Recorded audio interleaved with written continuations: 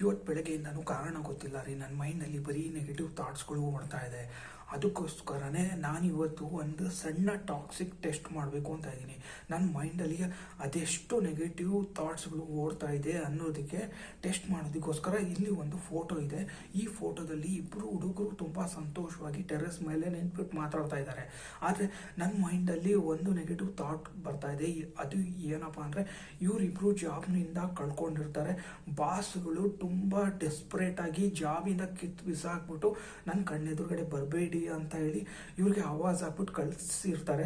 ಲಾಸ್ಟಿಗೆ ಇವರು ತಲೆ ಕೆಟ್ಬಿಟ್ಟು ಈ ಜಾಬ್ ಕಳ್ಕೊಂಡಲ್ಲ, ನಮ್ಮ ಜಾಬ್ ಕಳ್ಕೊಳ್ಳೋದಕ್ಕೆ ಯಾರು ಕಾರಣ, ಆ ಮನುಷ್ಯ ನನ್ನ ಕೈಗೆ ಸಿಕ್ಕರೆ ಸಾಕು, ನಾನು ಆ ಮನುಷ್ಯನ ಶಾಂತಿ ನೆಮ್ಮದಿ ಹಾಳು ಮಾಡ್ತೀನಿ ಅನ್ನೋ ಡೆಸ್ಪರೇಟಲ್ಲಿ ಇವರಿಬ್ರು ಫಾರಿನ್ ಟೂರ್ಗೆ ಬಂದಿರ್ತಾರೆ. ಕೊನೆಗೆ ಇವರಿಗೆ ಗೊತ್ತಾಗ್ಬಿಡುತ್ತೆ ಇವ್ರ ಜಾಬ್ ಕಳ್ಕೊಳ್ಳೋದಕ್ಕೆ ಯಾರು ಅಂತ.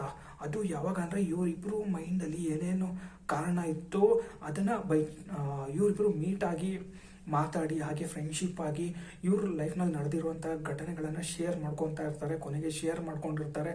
ಶೇರ್ ಆಗಿದ ಮೇಲೆ ಅವರು ಇಬ್ಬರು ಸಂತೋಷ ಆಗ್ತಾರೆ.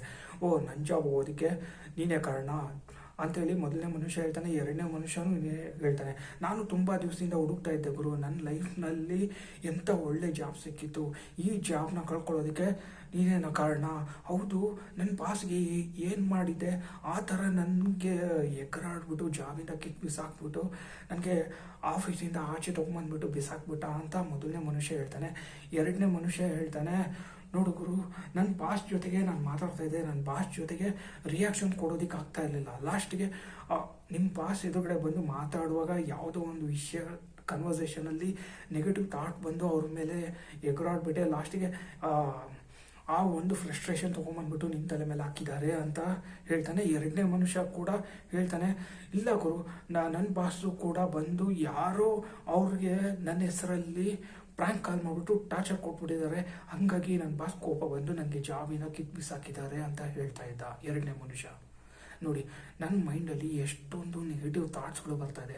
ಆ ಫೋಟೋ ನೋಡಿದರೆ ಅವರಿಬ್ಬರು ನಾರ್ಮಲ್ ಆಗಿ ಮಾತಾಡ್ತಾ ಇದ್ದಾರೆ, ಆದರೆ ನನ್ನ ಮೈಂಡಲ್ಲಿ ಈ ಥರ ನೆಗೆಟಿವ್ ಥಾಟ್ಸ್ಗಳು ಓಡ್ತಾ ಇದೆ. ಈಗ ನೋಡಿ, ಎರಡನೇ ಫೋಟೋ, ಇದರಲ್ಲಿ ಇಬ್ಬರು ಹೆಣ್ಮಕ್ಳು ಕಾಫಿ ಅಥವಾ ಟೀ ಕುಡಿತಾ ಇದ್ದಾರೆ.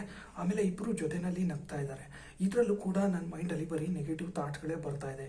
ಏನಪ್ಪ ಅಂದರೆ, ಇಬ್ಬರು ಮನೆಯಿಂದ ಎದ್ಬಿಟ್ಟು ಆಚೆ ಹೋಗುವಾಗ ಅವ್ರ ಮನೆ ಹತ್ರ ಯಾರೋ ಜಗಳ ಆಡ್ತಾ ಇರ್ತಾರೆ. ಅದನ್ನು ಊರವರೆಲ್ಲ ನೋಡ್ತಾ ಇರ್ತಾರೆ. ಇವರು ನೋಡೋದಕ್ಕೆ ಹೋದಾಗ ಇವರಿಗೆ ಆ ಒಂದು ಅವಕಾಶ ಸಿಕ್ಕಿರಲ್ಲ. ಕೊನೆಗೆ ಅದೇ ಫ್ರಸ್ಟ್ರೇಷನಲ್ಲಿ ನಡ್ಕೊಂಬಂದ್ಬಿಟ್ಟು ಯಾರೋ ಒಬ್ಬರು ಫ್ರೆಂಡ್ಸ್ ಸಿಕ್ಕರೆ ಸಾಕು ಅಂತ ಮೀಟ್ ಮಾಡೋದಕ್ಕೆ ಫ್ರೆಂಡ್ ಜೊತೆ ಬಂದಿರ್ತಾರೆ. ಅವ್ರ ಮನೆಯಲ್ಲೂ ಕೂಡ ಇದೇ ಥರನೇ ಆಗಿರುತ್ತೆ. ಬೆಳಗ್ಗೆ ಎದ್ಬಿಟ್ಟು ಮನೆಯಿಂದ ಆಚೆ ಬಂದಾಗ ತುಂಬ ದೊಡ್ಡ ಜಗಳ ನಡೆದಿರುತ್ತೆ.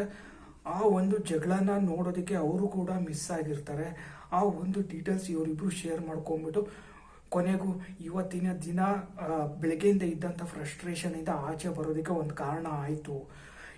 ಅವ್ರಿಗೆ ಕೂಡ ಆ ಒಂದು ಜಗಳ ನೋಡೋದಕ್ಕೆ ಅವಕಾಶ ಸಿಕ್ಕಿಲ್ಲ, ಇವ್ರಿಗೂ ಕೂಡ ಆ ಒಂದು ಜಗಳ ನೋಡೋದಕ್ಕೆ ಅವಕಾಶ ಸಿಕ್ಕಿಲ್ಲ.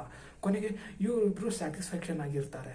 ಇವ್ರ ಮೈಂಡಲ್ಲಿ ಒಂದು ಥಾಟ್ ಬರ್ತಾ ಇರುತ್ತೆ, ಓ, ನನಗೂ ಇವತ್ತು ಬೆಳಗ್ಗೆ ಎದ್ಬಿಟ್ಟು ಮನೆ ಹತ್ರ ನಡೀತಾ ಇದ್ದಂಥ ಜಗಳ ನೋಡೋದಕ್ಕೆ ಅವಕಾಶ ಸಿಕ್ಕಿಲ್ಲ, ಈಗ ನನ್ನ ಫ್ರೆಂಡ್ಗೂ ಅವಕಾಶ ಸಿಕ್ಕಿಲ್ಲ, ನನಗೂ ತುಂಬ ಸಮಾಧಾನ ಆಯಿತು ಅಂತ ಅವರು ಮನಸ್ಸಿಂದ ಒಳೊಳಗೆ ನಗ್ತಾ ಇರ್ತಾರೆ.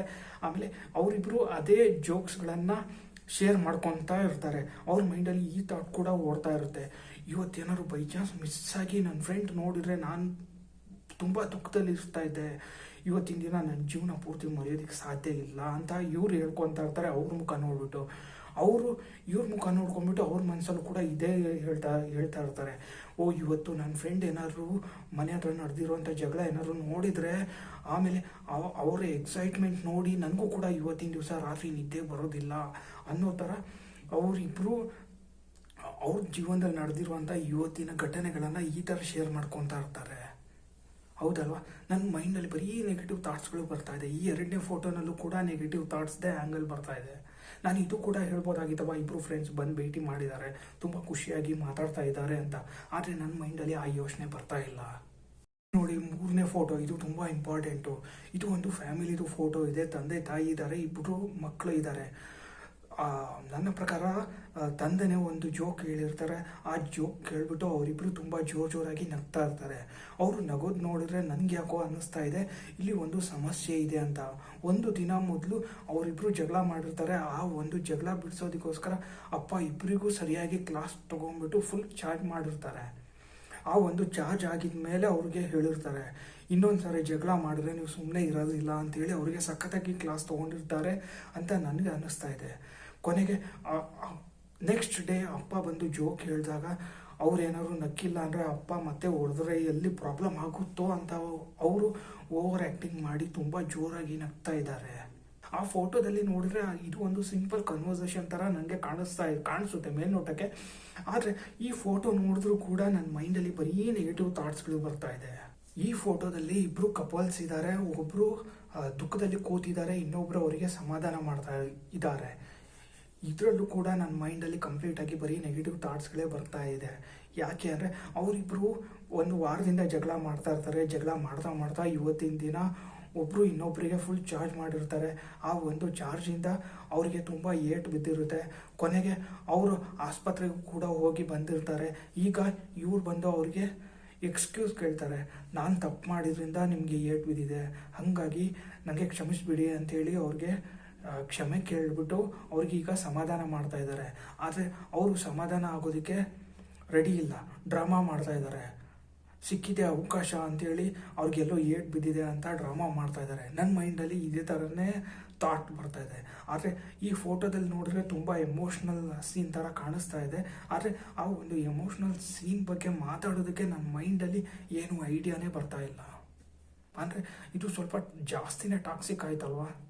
ಈ ಫೋಟೋ ತುಂಬ ಇಂಟ್ರೆಸ್ಟಿಂಗ್ ಆಗಿದೆ. ಇಬ್ಬರು ಬಸ್ ಸ್ಟಾಪಲ್ಲಿ ನಿಂತಿದ್ದಾರೆ. ಒಬ್ಬರು ಕೈ ತೋರಿಸ್ತಾ ಇದ್ದಾರೆ, ಇನ್ನೊಬ್ಬರು ಅವ್ರು ಏನು ಮಾತಾಡ್ತಾ ಇದ್ದಾರೆ, ಅವ್ರು ಏನು ತೋರಿಸ್ತಾ ಇದ್ದಾರೆ ಅದನ್ನು ತುಂಬ ಇಂಟ್ರೆಸ್ಟಿಂಗ್ ಆಗಿ ನೋಡ್ತಾ ಇದ್ದಾರೆ. ಇದ್ರ ಬಗ್ಗೆನೂ ನನ್ನ ಮೈಂಡಲ್ಲಿ ಬರೀ ನೆಗೆಟಿವ್ ಥಾಟ್ಸ್ಗಳು ಬರ್ತಾ ಇದೆ. ಏನಪ್ಪ ಅಂದರೆ ಇಬ್ಬರು ಸ್ಟ್ರೇಂಜರ್ಸ್ಗಳು ಸಿಕ್ಕಿದ್ದಾರೆ ಅಂದರೆ ಅವ್ರದ್ದು ಕನ್ವರ್ಸೇಷನ್ ನೆಕ್ಸ್ಟ್ ಲೆವೆಲ್ ಹೋಗಿರುತ್ತೆ. ಅವ್ರು ಹೇಳೋದ್ರಲ್ಲಿ ಎಷ್ಟರ ಮಟ್ಟಿಗೆ ಸತ್ಯ ಇರುತ್ತೆ, ಎಷ್ಟರ ಮಟ್ಟಿಗೆ ಸುಳ್ಳಿರುತ್ತೆ ಅಂತ ಗೊತ್ತಿರೋದಿಲ್ಲ. ಇವ್ರು ಅವ್ರಿಗೆ ಬರೀ ಸುಳ್ಳು ಹೇಳ್ತಾ ಇರ್ತಾರೆ. ಇವ್ರು ಅವ್ರಿಗೆ ಹೇಳ್ತಾ ಇರ್ತಾರೆ, ಈ ಬಿಲ್ಡಿಂಗ್ ನಂದೇ, ಇಲ್ಲಿ ನಾನು ಒಂದು ಓನ್ ಬಿಸ್ನೆಸ್ ಸ್ಟಾರ್ಟ್ ಮಾಡ್ತಾ ಇದ್ದೀನಿ ಅಂತ ಹೇಳಿ ಇಲ್ಲದೆ ಇರೋ ಕಥೆಗಳನ್ನು ಹೇಳಿ ಅವ್ರಿಗೆ ಅದ್ರ ಜೊತೆಗೆ ಕೆಲವೊಂದು ಜೋಕ್ಸ್ಗಳನ್ನು ಹೇಳ್ತಾ, ಅಂದರೆ ಅವ್ರು ಬಾಯಿ ಬಿಟ್ಟು ಏನೇನು ಹೇಳ್ತಾರೋ ಅದೆಲ್ಲ ಬರೀ ಸುಳ್ಳಿರುತ್ತೆ. ಲಾಸ್ಟಿಗೆ ಅವರು ಕೂಡ ತುಂಬ ಇಂಟ್ರೆಸ್ಟಿಂಗ್ ಆಗಿ ಕೇಳ್ತಾ ಇರ್ತಾರೆ. ಅವ್ರ ಕಡೆಯಿಂದನೂ ಬರೀ ಸುಳ್ಳು ಹೇಳ್ತಾ ಇರ್ತಾರೆ. ನಾನು ಇಲ್ಲಿ ಕೆಲಸ ಮಾಡ್ತಾ ಇದ್ದೀನಿ, ನಾನು ಇದು ಮಾಡ್ತಾ ಇದ್ದೀನಿ, ನನ್ನ ಲೈಫ್ ಈ ಥರ ಇದೆ, ನಾನು ಇಷ್ಟೊಂದು ಸಂತೋಷವಾಗಿದ್ದೀನಿ ಅಂತ ಬರೀ ಸುಳ್ಳು ಹೇಳ್ತಾ ಇರ್ತಾರೆ. ಅಂದರೆ ಅದರ ಅರ್ಥ ಏನಪ್ಪ ಅಂದರೆ ಇವರಿಬ್ಬರು ಮಾತಾಡುವಂಥ ವಿಷಯಗಳು ಮ್ಯಾಚ್ ಆಗದೇ ಇದ್ರೂ ಕೂಡ ಆದರೆ ಇವ್ರದ್ದು ಒಂದು ಬಾಂಡಿಂಗ್ ಕ್ರಿಯೇಟ್ ಆಗಿರುತ್ತೆ. ತುಂಬ ಖುಷಿಯಾಗಿ ಅವರು ಕೇಳ್ತಾ ಇರ್ತಾರೆ. ಆದರೆ ಈ ವಿಷಯದಲ್ಲೂ ಕೂಡ ನನ್ನ ಮೈಂಡಲ್ಲಿ ಬರೀ ನೆಗೆಟಿವ್ ಥಾಟ್ಸೇ ಬರ್ತಾ ಇದೆ. ಈಗ ಲಾಸ್ಟ್ ಫೋಟೋ, ಇಬ್ಬರು ಹಿರಿಯರು ಒಂದು ಲೇಕ್ ವ್ಯೂನಲ್ಲಿ ಕೂತ್ಬಿಟ್ಟು ಮಾತಾಡ್ತಾ ಇದ್ದಾರೆ. ಇದರಲ್ಲೂ ಕೂಡ ನನ್ನ ಮೈಂಡಲ್ಲಿ ನೆಗೆಟಿವ್ ಥಾಟ್ಸ್ಗಳೇ ಬರ್ತಾ ಇದೆ. ಇದರಲ್ಲೂ ಕೂಡ ಒಂದು ಸ್ವಲ್ಪನೂ ಪಾಸಿಟಿವ್ ಥಾಟ್ ಬರ್ತಾ ಇಲ್ಲ. ಈಗ ಅವರು ಕೂತ್ಬಿಟ್ಟು ಈಗ ಒಂದು ಡಿಸ್ಕಷನ್ ಮಾಡ್ತಾ ಇರ್ಬೋದು, ನಾವು ಜೀವನ ಪೂರ್ತಿ ಇಷ್ಟೊಂದೆಲ್ಲ ಜಗಳ ಮಾಡಿದ್ವಿ, ಇಷ್ಟೊಂದೆಲ್ಲ ಫೈಟಿಂಗ್ ಮಾಡಿದ್ವಿ, ಬೇಡದೇ ಇರೋವಂಥ ವಿಷಯಗಳಿಗೆ ನುಗ್ಗಿ ಅವಾಗೇನೋ ತಾಕತ್ತಿತ್ತು, ಎತ್ತಿ ಬಿಸಾಕ್ತಾ ಇದ್ವಿ. ಇವಾಗಲೂ ಕೂಡ ನನಗೆ ಕೋಪ ಬರ್ತಾ ಇದೆ, ಜಗಳ ಮಾಡಬೇಕು ಅನ್ನಿಸ್ತಾ ಇದೆ. ಆದರೆ ಏನು ಮಾಡಲಿ, ನನ್ನ ಹತ್ರ ಇವಾಗ ಅಷ್ಟೊಂದು ಫೈಟ್ ಮಾಡೋದಕ್ಕೆ ತಾಕತ್ತಿಲ್ಲ ಅಂಥೇಳಿ ದುಃಖದಲ್ಲಿ ಅವರವರ ಫೀಲಿಂಗ್ಸ್ಗಳನ್ನು ಬರೀ ಮಾತಿನಲ್ಲೇ ಶೇರ್ ಮಾಡ್ಕೊತಾ ಇದ್ದಾರೆ ಅಂತ ನಂಗೆ ಅನ್ನಿಸ್ತಾ ಇದೆ. ಇದರಲ್ಲೂ ಕೂಡ ನನ್ನ ಮೈಂಡಲ್ಲಿ ಪಾಸಿಟಿವ್ ಥಾಟ್ಸ್ ಬರ್ತಾ ಇಲ್ಲ. ಅಂದರೆ ಅವ್ರಿಗೂ ವಯಸ್ಸಾಗಿದೆ, ಸ್ವಲ್ಪ ಕಷ್ಟ ಸುಖ ಮಾತಾಡಬೇಕು ಅಂತ ಅವ್ರ ಮೈಂಡಲ್ಲಿ ಥಾಟ್ಸ್ ಬರ್ತಾ ಇದೆ ಅಂತ ನನಗೆ ಹೇಳೋದಕ್ಕಾಗ್ತಾ ಇಲ್ಲ. ಇದರಲ್ಲೂ ಕೂಡ ನನ್ನ ಮೈಂಡಲ್ಲಿ ಬರೀ ನೆಗೆಟಿವ್ ಥಾಟ್ಸ್ ಬರ್ತಾ ಇದೆ. ಈಗ ಅವರು ಇಬ್ಬರು ಯಾವ ವಿಷಯದ ಬಗ್ಗೆ ಡಿಸ್ಕಷನ್ ಮಾಡ್ತಾ ಇದ್ದಾರೆ ಅಂದರೆ, ಕೋಪ ಬಂದರೂ ಕೂಡ ನಮ್ಮ ಕೈನಲ್ಲಿ ಫೈಟ್ ಮಾಡೋದಕ್ಕೆ ಆಗ್ತಾ ಇಲ್ಲ. ಇನ್ನೊಂದು 20-25 ವರ್ಷ ನಮಗಿನ್ನೂ ಸ್ವಲ್ಪ ದೇಹ ಗಟ್ಟಿ ಕೊಟ್ಟಿದೆ, ನಾವು ಇನ್ನೂ ತುಂಬ ಸಂತೋಷದಿಂದ ಫೈಟ್ ಮಾಡ್ಬೋದು ಅಂತ ಹೇಳಿ ಅವರು ಫೈನಲ್ ಆಗಿ ಡಿಸ್ಕಷನ್ ಮಾಡ್ತಾ ಇದ್ದಾರೆ. ಆದರೆ ಏನು ಮಾಡೋದು, ಈಗ ಅವ್ರ ಕೈನಲ್ಲಿ ಏನೂ ಇಲ್ಲ ಅಂದರೆ ಈ ಲೇಕ್ ವ್ಯೂ ಜಾಗದಲ್ಲೂ ಕೂಡ ತುಂಬ ಅದ್ಭುತವಾಗಿ ಅವರು ಫೈಟಿಂಗ್ ಮಾಡೋರು.